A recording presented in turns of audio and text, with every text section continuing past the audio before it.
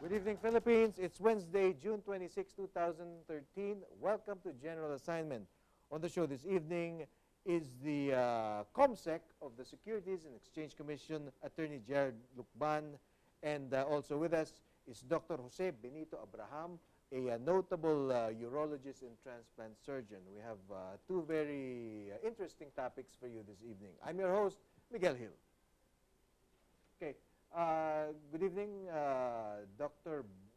Joben, Dr. Joben Abraham. And June is the National Kidney Month.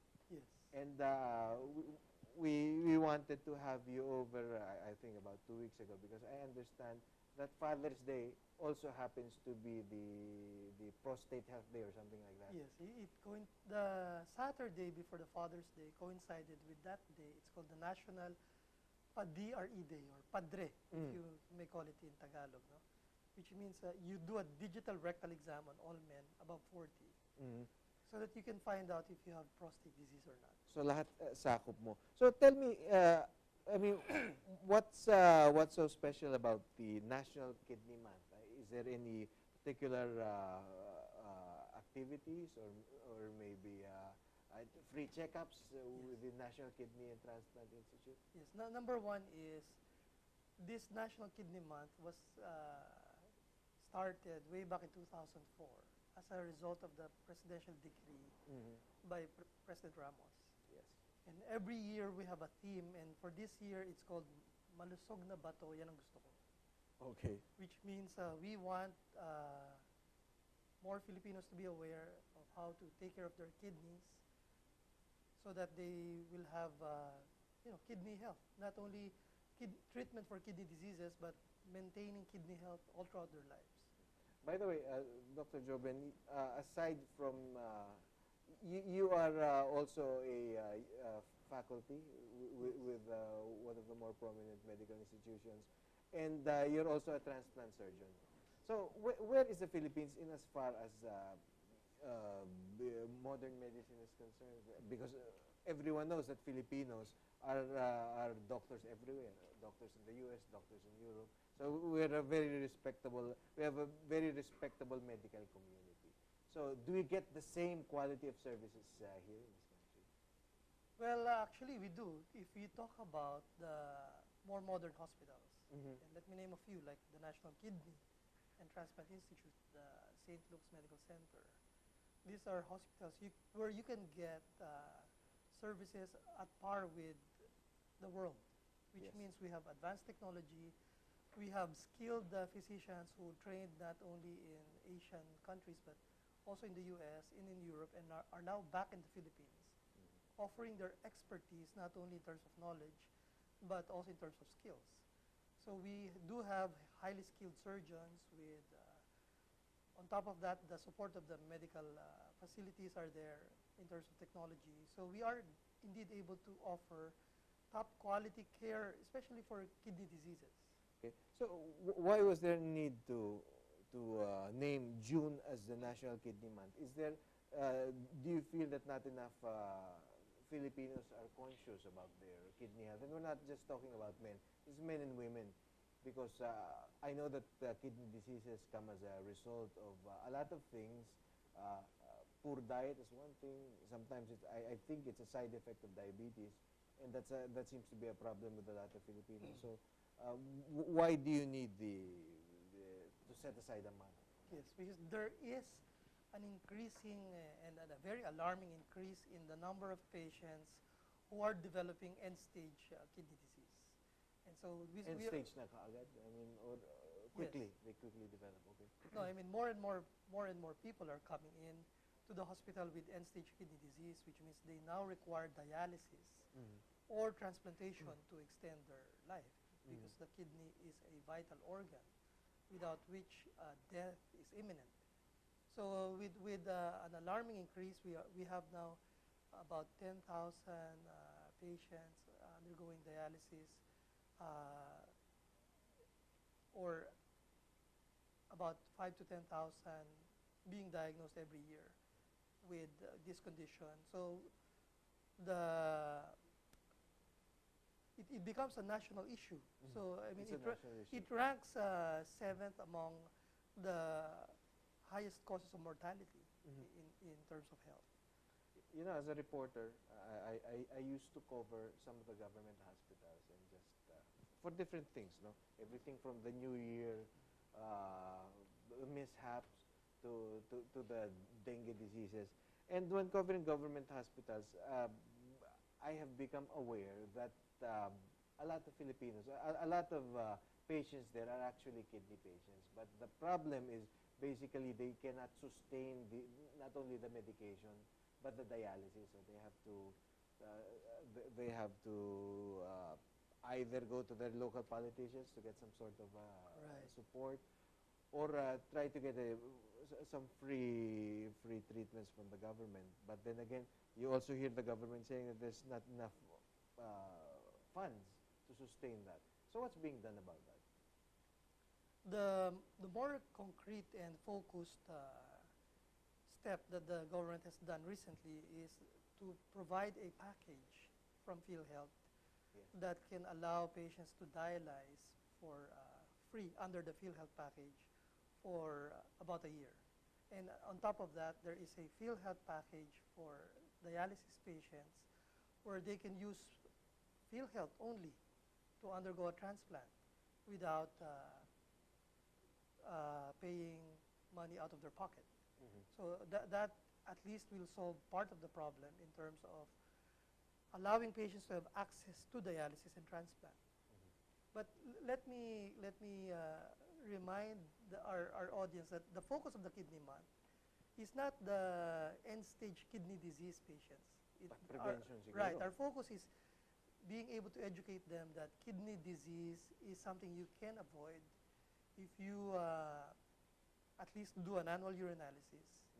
You seek consult early in your disease process. If you have diabetes, see the doctor as early as possible. If you have hypertension, see the doctor to control your BP, because these are top-ranking causes of end-stage kidney disease. Okay. To our viewers, we're coming to you via delayed broadcast. But if you're interested in our topic this evening, you can still text your questions or reactions to mobile number 0915-209-6012. And that's 0915-209-6012. We'll gladly forward it to our guests. Anyway, we were talking about the National Kidney Month as sort of symbolic, not only for the curing the end stage, because obviously end stage there's little you can do, but we're talking about prevention. Right. So let's talk technical. What should the prudent person do in order to preserve the use of their kidneys? So number one is to have a healthy lifestyle, because the number one cause of kidney failure is diabetes.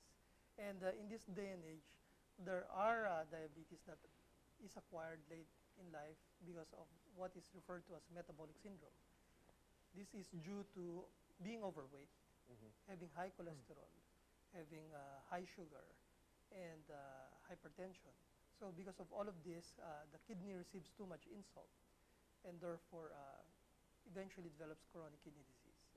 So if you look at that segment of population alone, if you control your weight, control your cholesterol, control your sugar, and all of that, then you can prevent the complications of diabetes, which is kidney failure.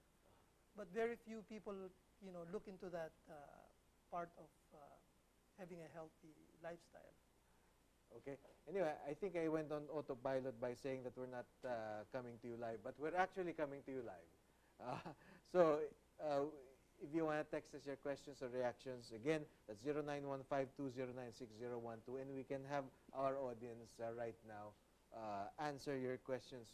We're talking about the National Kidney Month, also the other concerns relevant to a urologist like the prostate thing.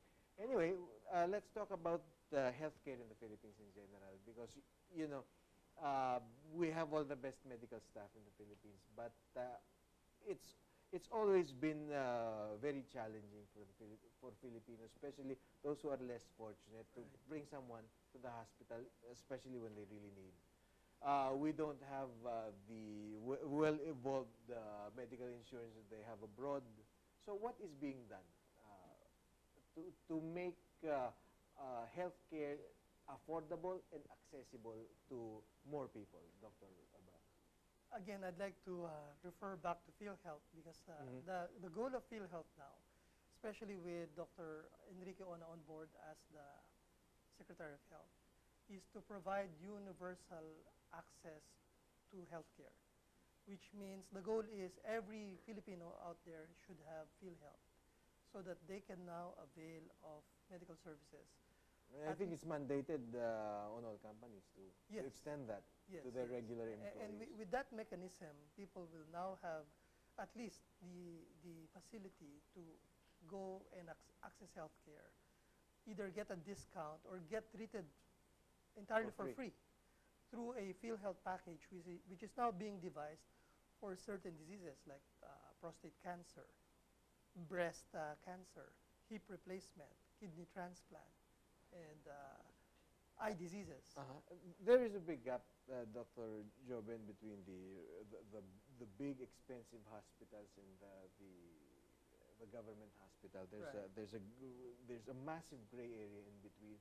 Are there steps being undertaken to sort of reach a happy medium between those two sectors to make sure that even those who are not affluent has quality, has access to the same or similar quality of healthcare as those that are the professionals, those who have more in life? Right, right. Well, I think the more obvious facilities that are reaching out to people are the specialty centers, like the heart center, the kidney center, the lung center, and now there's a blood center and a upcoming liver center, and of course you have the Philippine Children's Medical Center. These are government hospitals, but mind you, these are government hospitals with a huge funding for technology. First-class services. Yes, first-class services available for indigent people, and the indigent program now allows these indigent people to come in and get top quality health care through the hospital.